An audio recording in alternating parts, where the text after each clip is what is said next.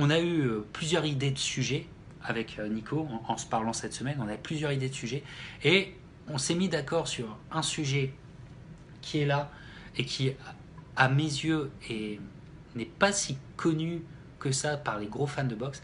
C'est la carrière de Roberto Duran, mais avant 1980, avant Sugar Ray.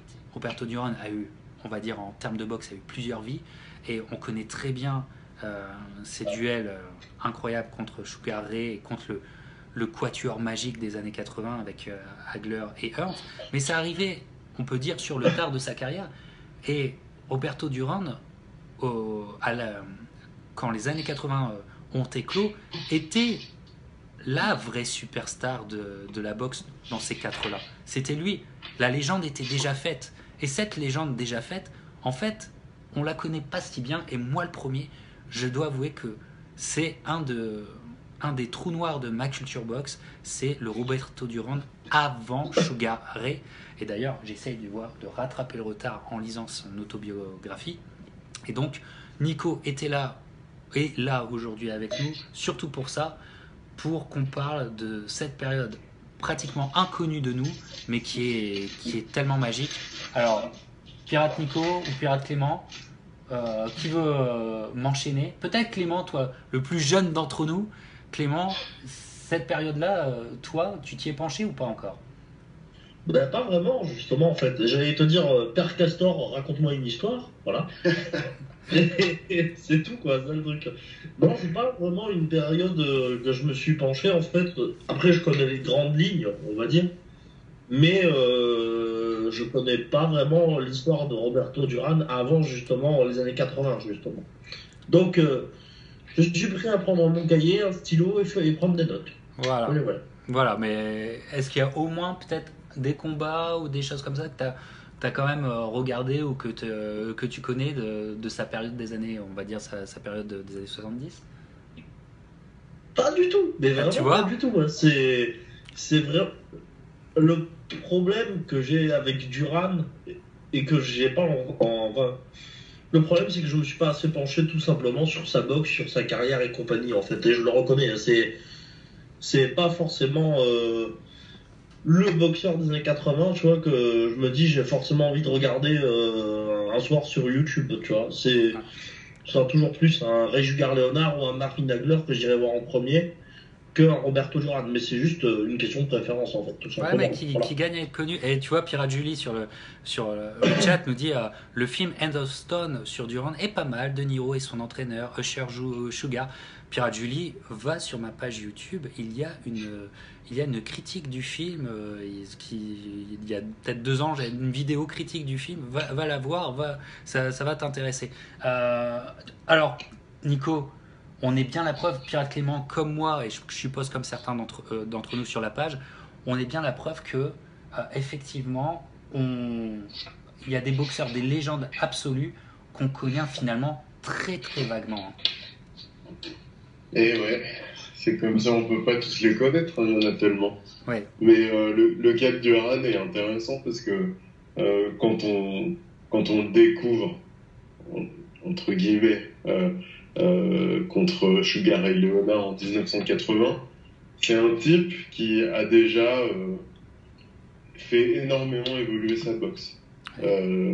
Quand il bat Sugar Ray à Montréal, il a une boxe super équilibrée en fait, où il y a des feintes, il y a des esquives, il y a un travail au corps qui est hallucinant. Il a l'un des meilleurs boxeurs au corps de l'histoire. Bon, je recommande les vidéos de Lee Willy sur YouTube qui décortique la boxe de Roberto Duran. T'as une maîtrise de la distance qui est incroyable, un changement de rythme et un jeu de feinte aussi où tu vois que le travail au corps avec comment en plein milieu des attaques de combinaison, il va bloquer une de ses attaques le temps que son adversaire réponde à l'attaque qu'il croit arriver, puis déclencher son coup. C'est un travail, mais c'est monstrueux. Ouais. Honnêtement, pour moi, c'est vraiment l'un des plus beaux boxeurs. En tout cas, c'est l'un des boxeurs les plus intéressants de l'histoire pour analyser sa boxe. Tout à fait.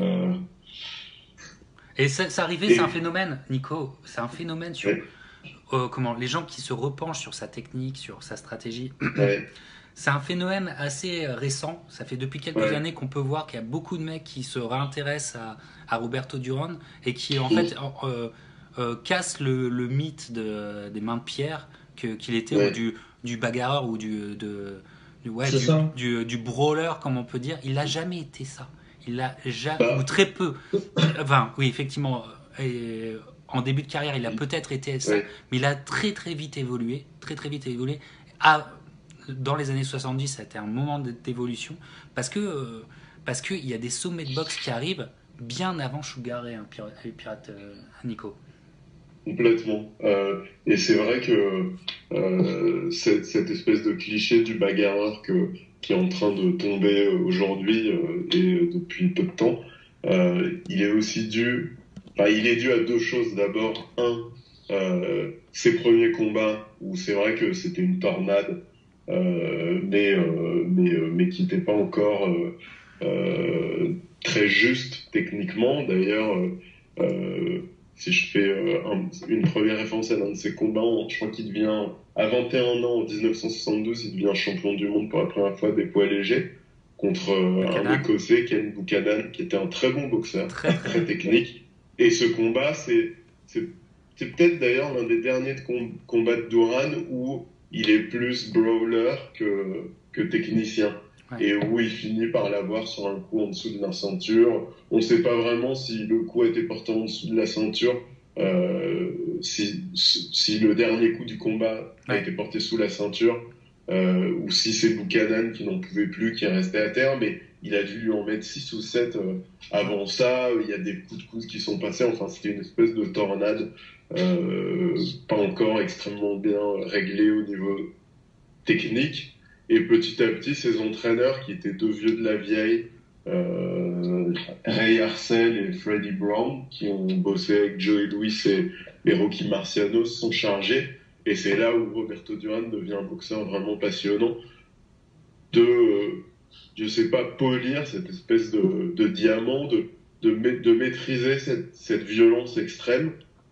Et il y a un autre élément qui participe aussi de cette réputation de Roberto Duran, c'est qu'on sent dès ses premiers combats et jusqu'à ses derniers combats, de fait, il boxera en professionnel de 16 ans à 50 ans. Et il prendra sa retraite seulement parce qu'il a eu un accident de voiture en Argentine et du coup, il s'est pété 3 côtes et il a d'autres problèmes et du coup, il peut plus boxer. Donc le mec a quand même passé 34 ans sur les rings de boxe professionnels, avec le même niveau d'investissement sur chaque combat. Et ce sentiment que quand il était sur le ring, il prenait son pied. Et ça, je pense que c'est l'une des caractéristiques de Duran, c'est que quand il était sur le ring, il était chez lui, c'était une manière, la boxe, la violence, c'était une manière d'exprimer ce qu'il avait au fond de lui, comme peut faire un pianiste ou une danseuse étoile. Tu sentais que le mec, il était dans son élément. Ouais, je pense qu'il aimait, c'est peut-être un petit peu fou de dire ça, mais je crois qu'il aimait la boxe comme il aimait le sexe. Tu vois, je pense qu'il y avait un côté comme ça primal, il y avait un truc qui le faisait jouir dans la boxe, et ça se voit, mais ça se voit d'autant plus quand il est jeune, où en plus on est dans une époque complètement différente, une époque où ça boxe énormément. Ça boxe énormément. Roberto Duran, ça pouvait boxer jusqu'à 6 fois par an. Et voilà. Et aussi, Roberto Duran, avant Sugar Ray, était quand même un nom extrêmement porteur. Extrêmement porteur. Il remplissait le Madison Square Garden en 75. Il remplit le Madison Square Garden. Il le remplit. C'est un nom. C'est un nom attrayant comme Crawford pourrait l'être aujourd'hui, où il remplit le Madison Square Garden. Mais il est un nom en étant panaméen, en étant pas du pays, et tout ça, il devient un nom aux États-Unis. Pour moi, c'est un des premiers étrangers superstars de boxe aux États-Unis. C'est lui aussi qui crée. C'est lui aussi qui. Il a ouvert beaucoup de portes pour les futurs boxeurs. Beaucoup de portes en devenant un nom aux États-Unis. Et donc, le Madison Square Garden est devenu un petit peu, et il le dit dans sa biographie, il adorait New York, il a toujours adoré la ville de New York, et est devenu c'est devenu un petit peu sa maison, quoi, sa résidence secondaire. Et donc, il y a eu une revanche d'ailleurs contre Buchanan, si je me trompe pas, au Madison Square Garden, où là, le nouveau Duran, qui n'est plus un brawler, là, il montre définitivement qu'il était au-dessus de Buchanan. En l'arrêtant, je crois, au 14e round, si je parle de mémoire. Voilà. Ouais. Et ce Roberto Duran là, il y a une trilogie de boxe que je vais en parler. Il y a une trilogie de boxe qui arrive et qui fait partie de ces grandes trilogies que la boxe a toujours fait. Les Barrera, Morales, les Beau Holyfield, les Ali Frazier, c'est pas une trilogie, mais les Robinson contre la Mota, parce qu'il y a eu plus de combats que ça. Mais bref, toutes ces duels et toutes ces trilogies, il y a une trilogie qui fait partie qui fait partie de la grande histoire et qui passe toujours à la trappe justement des historiens de boxe. Elle concerne Roberto Duran contre le vrai némésis de Roberto Duran.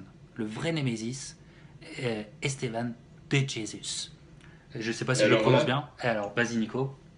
Et alors là, c'est super intéressant en fait, parce que c'est là que s'opère aussi la transformation du Duran bagarreur en un Duran toujours bagarreur, mais beaucoup plus intelligent et juste sur le ring. Et finalement, juste avant de monter, de parler de Jesus, il faut voir que Duran, il a une carrière amateur très courte. Il a fait 16 combats amateurs.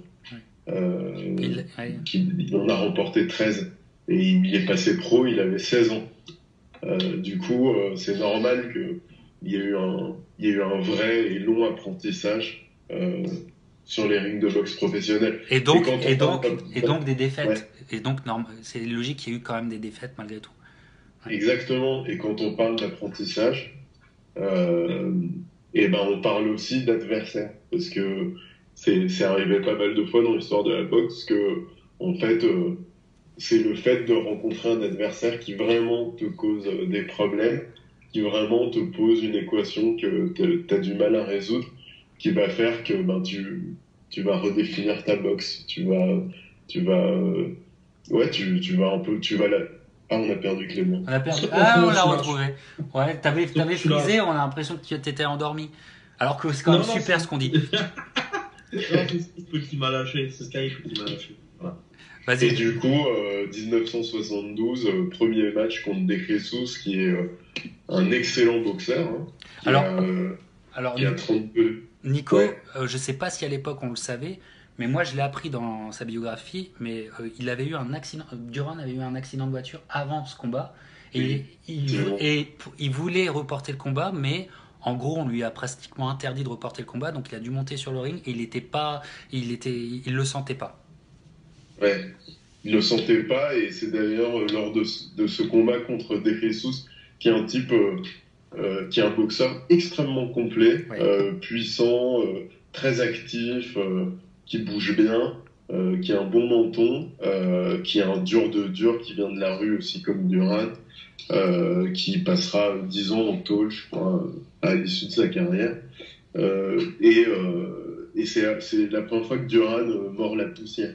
Ouais. C'est-à-dire qu'il se fait surprendre par un crochet du gauche, je crois, de Jesus, et il va vraiment au sol, il s'étale comme une crêpe, il se relève, il finit le combat, mais il trouve pas de solution en fait. C'est ça qui est assez marrant, et d'ailleurs à chaque fois qu'il y a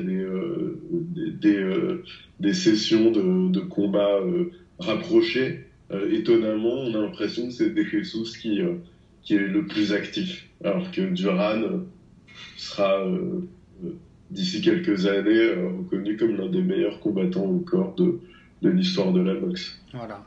Et donc, il perd son titre c'est sa première défaite, il perd son titre contre De Jesus, et une revanche quelques années plus tard, je crois 2 ans plus tard, 2 ans plus tard arrive, où là, le Durand nouveau est arrivé, beaucoup mieux dans sa tête, mieux dans son corps, aucun problème. Il y va pour se venger. Il était dans un esprit de vengeance, hein, Roberto. Ouais. Roberto, c'était pas aussi ça n'a jamais été un gentil. Ah non. Donc là, il y allait pour tuer.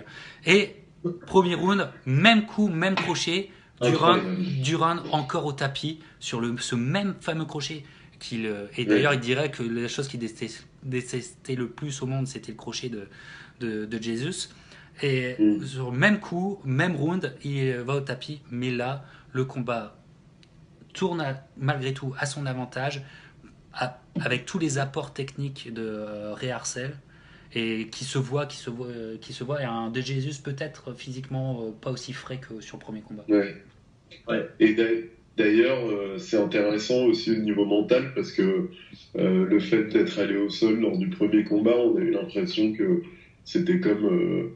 il y avait quelque chose qui s'écroulait intérieurement chez Durand, sans compter les doutes qu'il avait sur son état physique à cause de son accident de voiture. Alors que cette fois-ci, tu sens qu'il se relève et que il reva au combat, mais mort de faim. Il a la rage. En fait, De Jesus s'est pas fait un cadeau en le mettant knockdown au premier round. Il s'est pas fait du tout un cadeau. Mais alors, de mémoire, il va quand même loin ce combat, parce que c'était des 15 rounds. Je crois qu'il gagne au 12e round. Ouais. Si mes souvenirs sont bons. Ouais, ça passe quand même le 10e, ça va quand même, pour vous dire quand même, c'était des bonhommes. Hein. Voilà.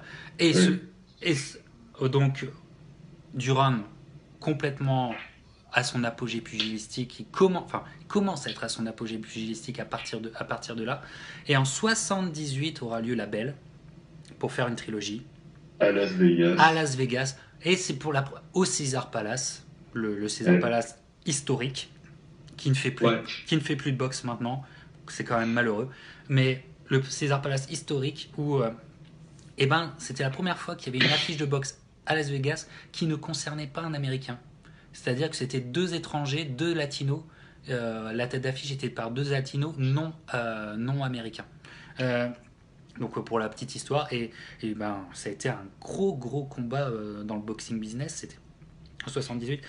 Ils avaient régénéré, et c'était, je crois que Durand avait réussi à avoir presque $200,000 à l'époque. C'était énorme pour cette Belle. Voilà, un combat qui ressemble beaucoup sans De Jesus n'arrive pas à mettre knockdown Durand, et ça ressemble beaucoup au deuxième où Durand là vraiment survole encore. Ouais, là il survole vraiment le 3e, hein, franchement. Ouais. Mais d'ailleurs, pour la petite histoire, il y a une rivalité assez forte. Je crois que De Jesus, il était de Porto Rico, c'est ça? Ouais, il était des îles, ouais. Il y a une rivalité assez forte qui a été nourrie par ce combat entre Panama et Porto Rico, avec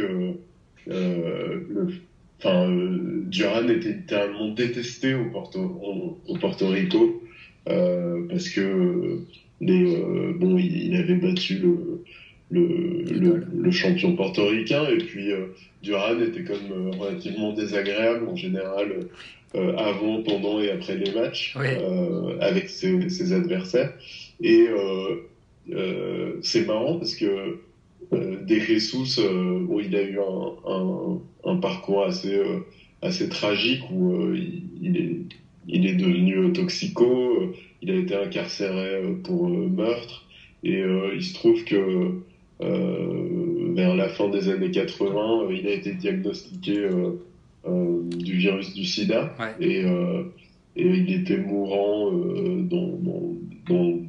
chez lui au Porto Rico, et Durand, à la surprise générale, a fait le voyage pour lui rendre visite, et alors qu'on savait pas du tout c'était encore très flou le virus du sida, les modalités de transmission, et Durand il s'est pointé dans sa chambre, il l'a pris, il lui a fait des bisous partout, il a même fait sa petite fille embrasser son vieux rival. Et le rapport de Porto Rico à Roberto Duran a changé. s'est inversé en fait en 10 minutes.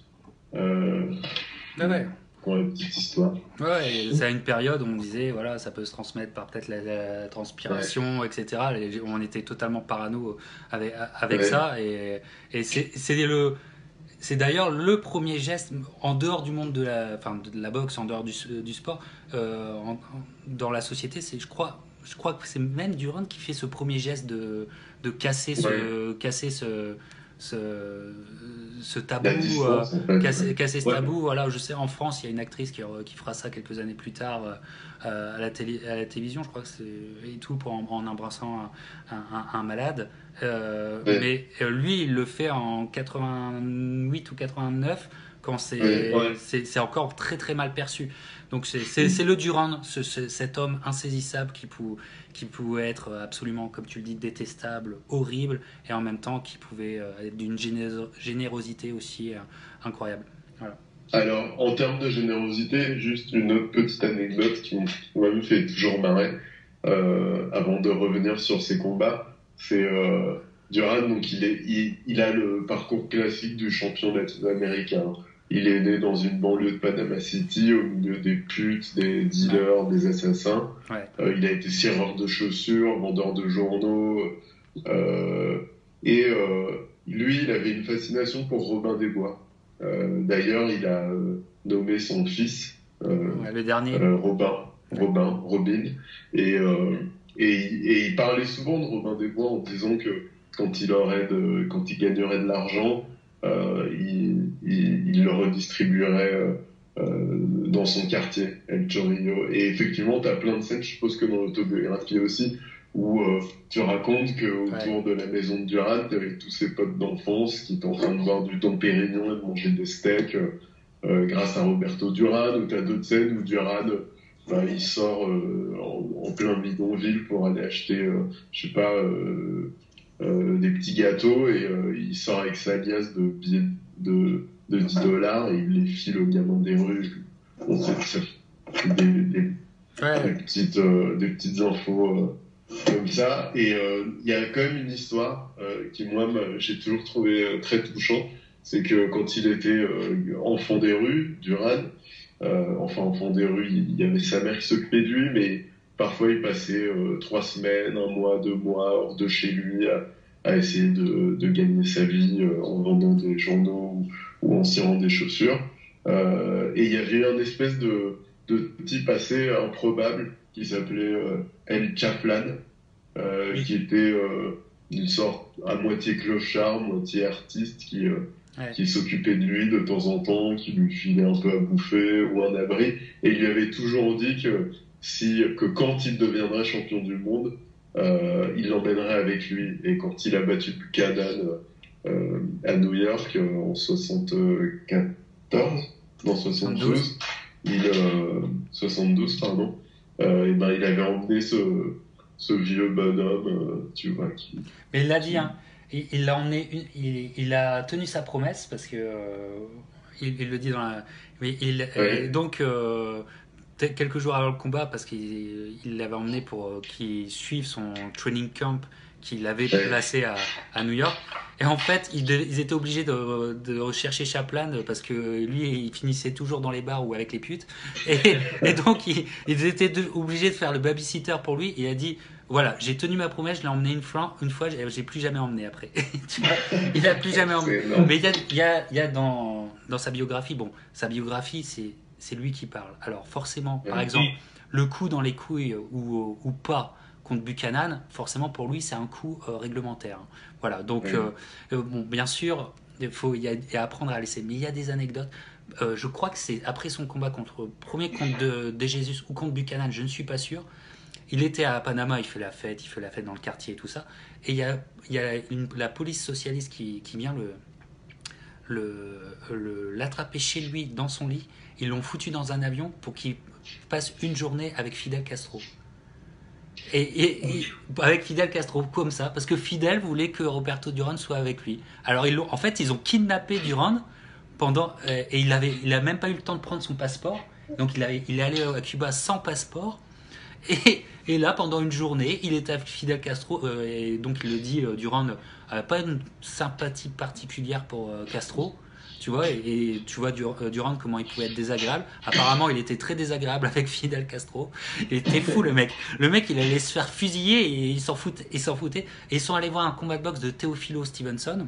Ah, excellent. Et apparemment, t'avais Fidel Castro qui lui tapait dans le bras pour lui dire, t'as vu, Teofilo, t'as vu, il est bon, hein, t'as vu, contre Ali, et t'as vu, alors tu penses quoi, Teofilo ou Cassius Clay, hein? Et puis t'as Duran qui fait, mais Cassius Clay, pour toujours. Et alors là, il a tellement vexé Castro. Alors Castro, il a été très vexé, il a fait, d'accord, alors explique-toi pourquoi. Bah parce que ton gars, c'est un amateur, il a jamais fait plus que 4 rounds. Cassius Clay, c'est un professionnel, il a fait des 12 rounds, il a fait des bagarres. Il passera jamais mon Cassius Clay. Et c'est devenu mon Cassius Clay. Enfin bref, il y a une scène d'engueulade avec Fidel Castro sur Cassius Clay par Roberto Duran. Ça vaut son pesant de cacahuètes. Je vous le conseille, il y a des bons moments quand même.